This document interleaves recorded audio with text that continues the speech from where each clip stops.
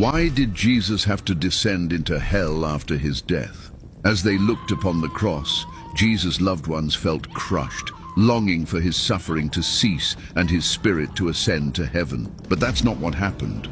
For 3 days he was gone. No one knew where he was, from that dark Friday when he died until the bright Sunday of his resurrection. What exactly did Jesus do during those 3 days between his death and resurrection? Few know the answer, yet it lies hidden in Scripture. The Bible offers mysterious clues about the keys of hell, imprisoned spirits, and the dominion of death itself.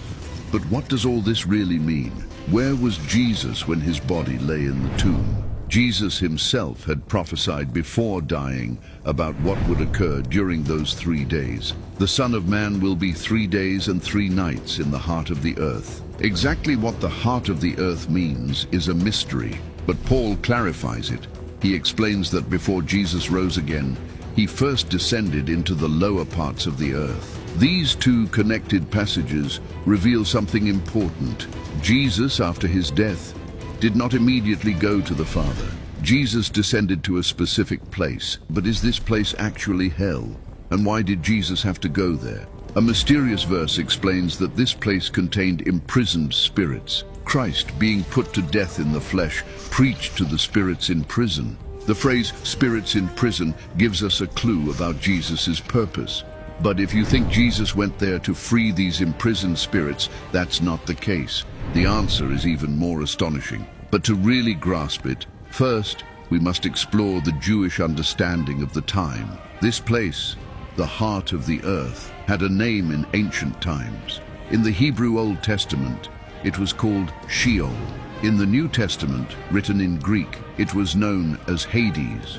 When the Bible refers to Sheol or Hades, it doesn't always mean the fiery hell of eternal torment we often picture today.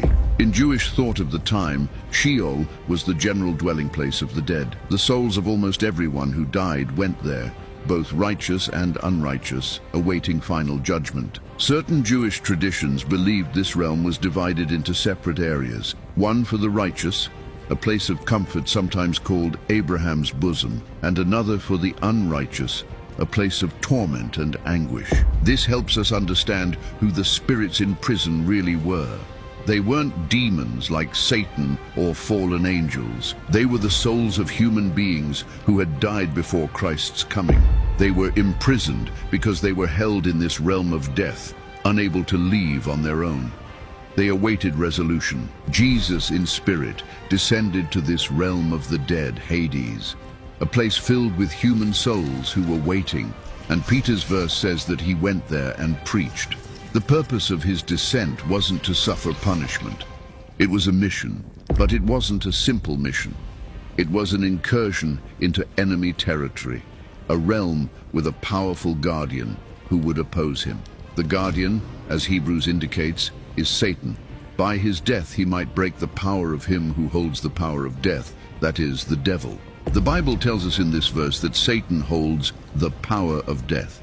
This means Satan's authority wasn't limited to tempting the living.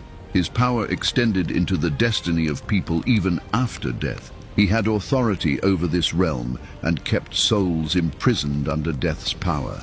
No one who entered there could escape by their own strength. Jesus, therefore, descended into a kingdom ruled by his greatest adversary in an act of direct confrontation.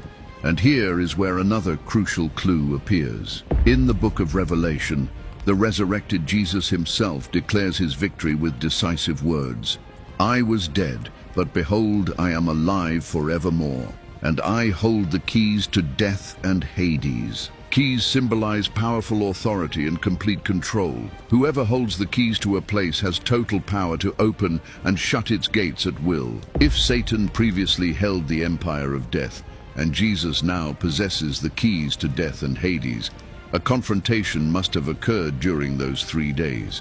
Jesus' descent was, then, an act of war, an invasion to strip Satan of his authority. But why did Satan have this power? And why did Jesus decide to take it away? To understand why Jesus had to wrest control of death from Satan, we must first understand how Satan obtained it. The origin of this power goes back to the beginning in the Garden of Eden. When Adam and Eve disobeyed God, sin entered the world, and the Bible is very clear on this point. The direct consequence of sin is death. Sin entered the world through one man, and death through sin, and in this way death came to all people. Satan, as the original tempter who introduced sin, became the one who held the power of death. Jesus, however, was different. Unlike men, he was sinless, but for his victory to be complete, dying wasn't enough. Death's domain was like a fortress, and the only way to enter that fortress was by dying. Jesus himself affirms this when he says,